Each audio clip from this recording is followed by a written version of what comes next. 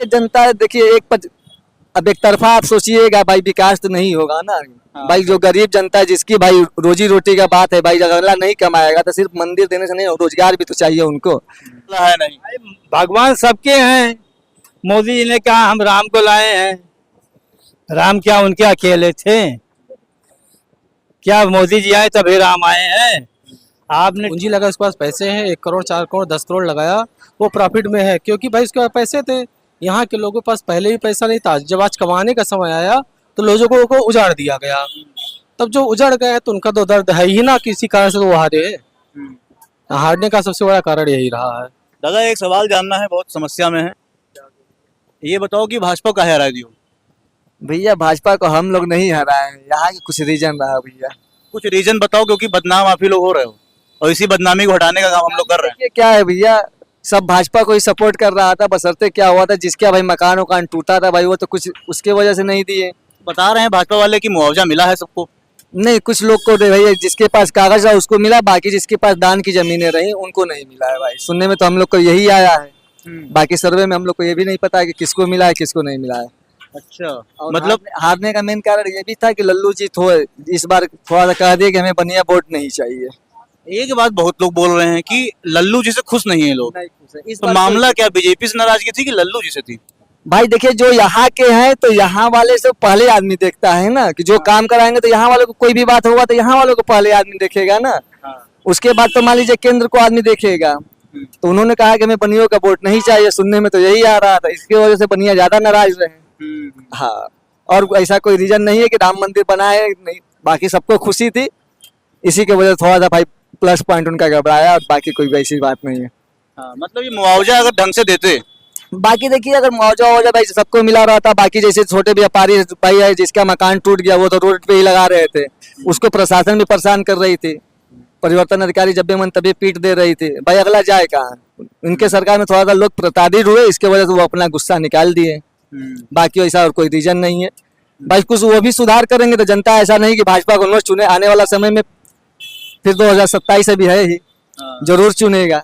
लेकिन भाई जब तक जनता को कोई नहीं देखेगा भाई जनता क्या करेगी, जनता भी अपनी नाराजगी जता दी। तो कहीं काम हम रुक ना जाए, ऐसा विकास वाला है। नहीं, ऐसा कोई बात नहीं, जो पास हो गया वो तो होगा ही, ऐसी कोई बात नहीं है। भाजपा से देखिए कोई नाराज नहीं है, बशर्ते जिनको थोड़ी तकलीफ थी वही थोड़ा सा बस उनका घबराया, बाकी ऐसी कोई बात नहीं है। मतलब अब ढंग से काम करेंगे तो वोट देंगे दोबारा। भाई देखिए जनता देखिए अब एक तरफा आप सोचिएगा भाई, विकास तो नहीं होगा ना। भाई जो गरीब जनता है जिसकी भाई रोजी रोटी का बात है भाई, अगला नहीं कमाएगा तो सिर्फ मंदिर देने से नहीं, रोजगार भी तो चाहिए उनको। भाई जिसकी मकानें टूटी है वो जाएगा कहाँ, वो तो रोड के किनारे ही लगाएगा, इसलिए जब तक उसके पास पूंजी होगी तभी वो नया मकान बनाएगा। छोटी छोटी रीजन थी जिसपे उन्होंने केयर नहीं किया, वही जनता अपना भड़ास निकाल दिया। हाँ बस, बाकी ऐसा कोई नहीं कि भाजपा से कोई नाराज है। इसलिए भाजपा का ही देन है कि इतना राम मंदिर से लेके आपका एयरपोर्ट भी दे दिए, अयोध्या स्टेशन भी दे दिए, राम की पैड़ी भी दे दिए हैं, विकास बहुत किए हैं। बाकी थोड़ी सी चूक की वजह से थोड़ा सा जनता नाराज है, थोड़ा सा जनता नाराज। ऐसे बाकी उम्मीद करते हैं भाजपा सुधारेगा अपने आप को। भाजपा जरूर सुधारेंगे भैया, आने वाला समय में फिर बीजेपी ही रहेगा। हाँ, ऐसी कोई बात नहीं है। 2027 में दादा ये बताइए भाजपा कैसे हार गई यहाँ से? कैसे हार गए? अब इसको हम क्या बताएं, आप स्वयं उसको अध्ययन किए होंगे। हम तो अध्ययन की, हमारे अध्ययन में 15-20 चीज निकल के आ रही है। जैसे कोई उनका वो नहीं हुआ, जो हार हुआ है, जो हुआ है देहाती क्षेत्र से हुआ है। किसानों की जमीनें जबरदस्ती ले रहे हैं, नोटिस जारी कर रहे हैं और करोड़ों में बेच रहे हैं, करोड़ों में बेच रहे हैं, खुद बिजनेस कर रहे हैं।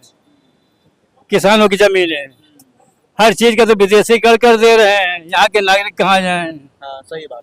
ई रिक्शा वाले बहुत परेशान है सब। आपको बतावें, इनके अधिकारी वर्ग जितने सब भ्रष्ट हैं। बात तो सही। 2021 में मैं रिटायर्ड हुआ हूँ, आज तक पेंशन मेरी पूरी नहीं बनी, और बहुत पहले से मैं देता आ रहा हूँ। 2021 में मैंने एप्लीकेशन दिया दिसंबर में, जब जाके कोर्ट में मुकदमा किया तो परसों गया पहुंचा है हमारा चिट्ठी। अब देखिए उसमें कितने दिन लगाते हैं ये। और हमने मुख्यमंत्री के कार्यालय को भेजा, कहीं से कोई कार्रवाई नहीं, और एक नहीं दर्जनों लेटर हमने भेजे हैं। अब लग रहा है कि योगी जी कुछ टाइट हो गए हैं जब से हारे हैं। भैया हमारे सवाल सबसे बड़ी, जब मीडिएटर भ्रष्ट होगा तो योगी जी क्या कर लेंगे अकेले? जनता के पास तो योगी जी आएंगे नहीं। सही बात। हम तो अधिकारी से काम कराएंगे।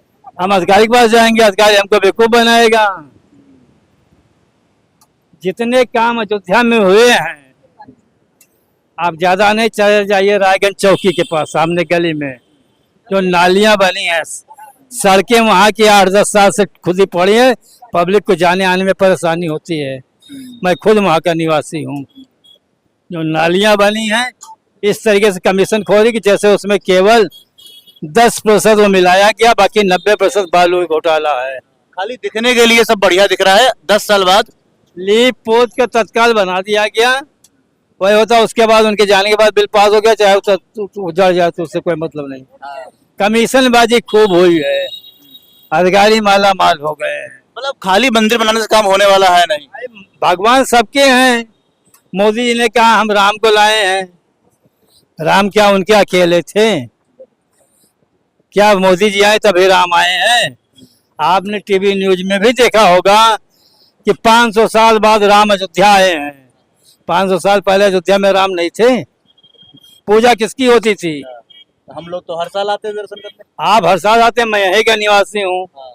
और जो चीजें आज के 60 साल पहले जन्मभूमि पे देख चुके हैं वो आज नहीं देख सकते हैं।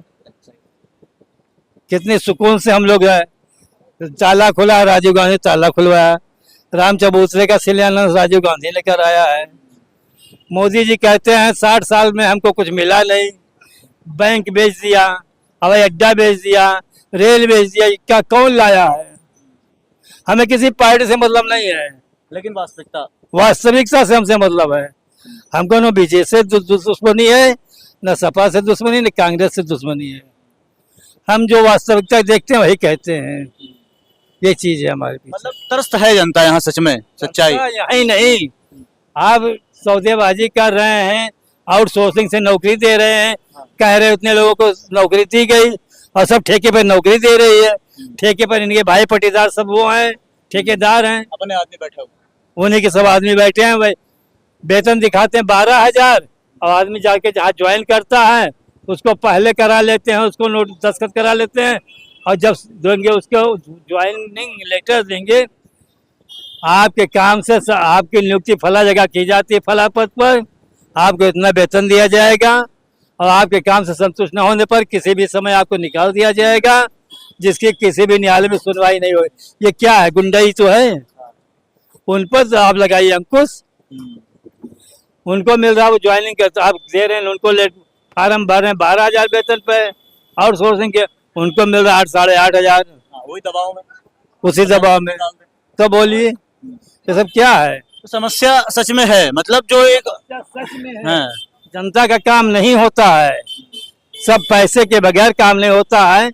यानी कोई काम आप देखिए, जो आज राशन बांट रहे हैं, लोग लेते हैं राशन बेच देते हैं, बेच रहे हैं। हमारे घर के सामने से हम देखे हैं, वो हर महीने 60-65 किलो लाते हैं और बेच देते हैं। पैसा कमाने का जरिया बन गया है। पैसा कमाने का जरिया बन गया। जिनके घर में टीचर हैं बेसिक शिक्षा में, वो भी ले रहे हैं राशन, जबकि राशन उनके लिए है जो वास्तव में गरीब है, भूखे हैं, मर रहे हैं, उनके लिए है ये राशन। आप लोग लोकल के हैं? लोकल के नहीं हैं।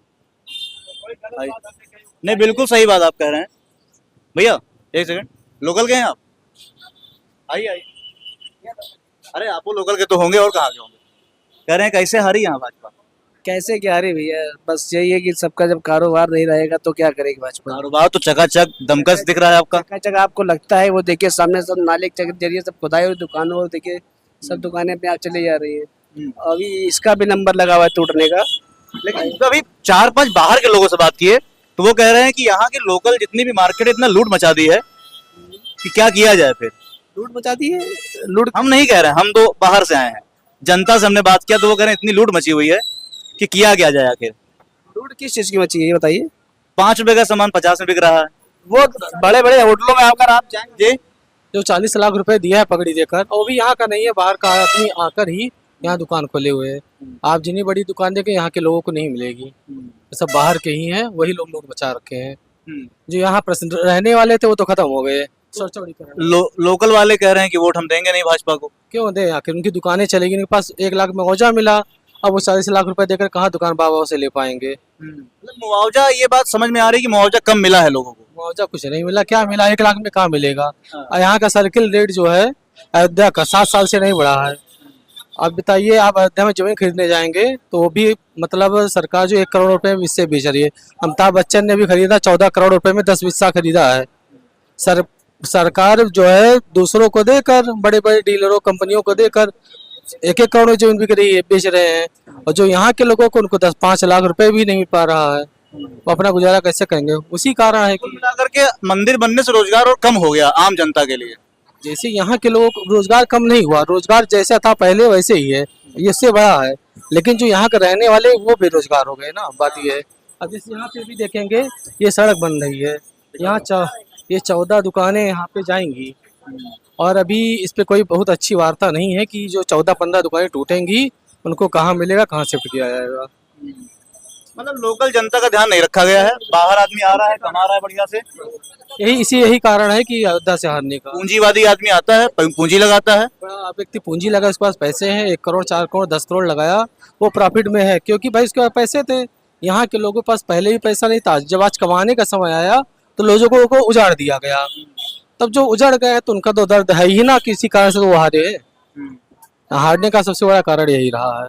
अच्छा, एक कारण बता रहे हैं कि जो कैंडिडेट खड़ा किए थे उसमें कुछ समस्या थी, ऐसा कुछ भी है क्या? नहीं है, लल्लू सिंह बहुत दिन से 5 बार विधायक रहे, 2 बार सांसद रहे, और इनका यहाँ के लोगों से कोई मतलब है। केयरलेस होते पब्लिक के बीच में।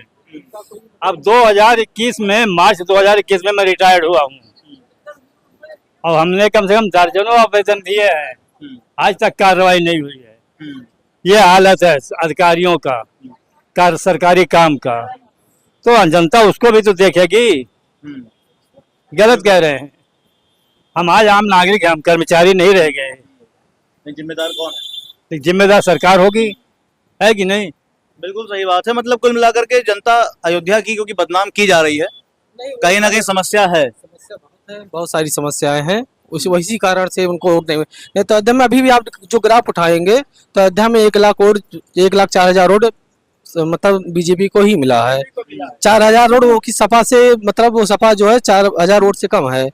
लेकिन ये 1 लाख वोट जो है जो सपा को गया है, इससे भी 50,000 वोट जो है वो बीजेपी के पल्ले, मतलब 50,000 अयोध्या विधानसभा से कम है। ये सारे वोट उनके इसी कारण से कटे हैं। लोग, व्यापारियों की दुकानें जा रही हैं, गरीबों को उजाड़ा जा रहा है, यही सारी मुख्य चीजें हैं। और अधिकारी अपने मनमानी सारा काम कर रहे हैं, जनता को कोई सुनने वाला नहीं था, यही कारण है। कहीं ना कहीं जिम्मेदार यहाँ की जो अधिकारीगण है वो है। कुछ लोगों ने ऐसा बताया कि आप ऑफिस जाते हैं अधिकारी तो वो कहते हैं कुछ कंप्लेन करोगे जेल भेज देंगे, 2-4 लोगों ने ऐसा बोला। सबसे बड़ी समस्या यही है, मोदी जी का कहना है ज्यादा बोलोगे पुलिस को दिखा देंगे, पुलिस देखेगी आपको। उसके बाद अगर आप संभ्रांत नागरिक हैं, पैसे वाले हैं, आपके सामने ईडी सीबीआई फलान ढकान लगा देंगे। ये सरे हम गुंडे ही तो है। जनता त्रस्त है, वास्तविकता में इतना जान मिल गया है। केवल यही कि जनता नहीं त्रस्त है, ऑल इंडिया की जनता त्रस्त है। नजर अयोध्या पे थी पूरे भारत की, और नाव से जो जिसका वोट बैंक है उसी को तो वोट मिलेगा। आप मंदिर बनवा दिए, अच्छा है, लेकिन जो जिस पार्टी से बिलोंग करता होगा वो तो उसी को वोट देगा ना कि बीजेपी को वोट देगा।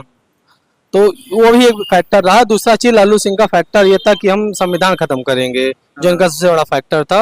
वो यहाँ से उड़ा, बाकी पूरे फैजाबाद मंडल में ही कहीं हवा उड़ गई। और पूर्वांचल में भी आप देखेंगे यही संविधान बदलने की राजनीति जो है पूरी बीजेपी को पूर्वांचल में खत्म कर दी। कैंडिडेट दमदार नहीं उतार पाए। सबसे बड़ी बात होती है जो SC OBC हैं, इनके लिए संविधान सबसे ज्यादा जरूरी होता है। और जब संविधान नहीं बचेगा तो आज़ादी खत्म हो जाएगी। तो जो सबसे बड़ी बात चिंता का विषय था संविधान बचाना, तो उसी के ऊपर लोग ज्यादा वोट किए हैं सपा को कि संविधान बचाना है। चलिए, हमारे पूर्व राष्ट्रपति जी दक्षिण में गए, मंदिर में नहीं हलने दिएगा, मजबूर होकर उनको कहना पड़ा कि मेरी तबीयत नहीं ठीक थी, मंदिर नहीं गया। सच्चाई सबको बता, सच्चाई सबको पता है। जातवाद किया गया कि नहीं किया गया? मोदी जी कुछ बोले उस राज्य के खिलाफ?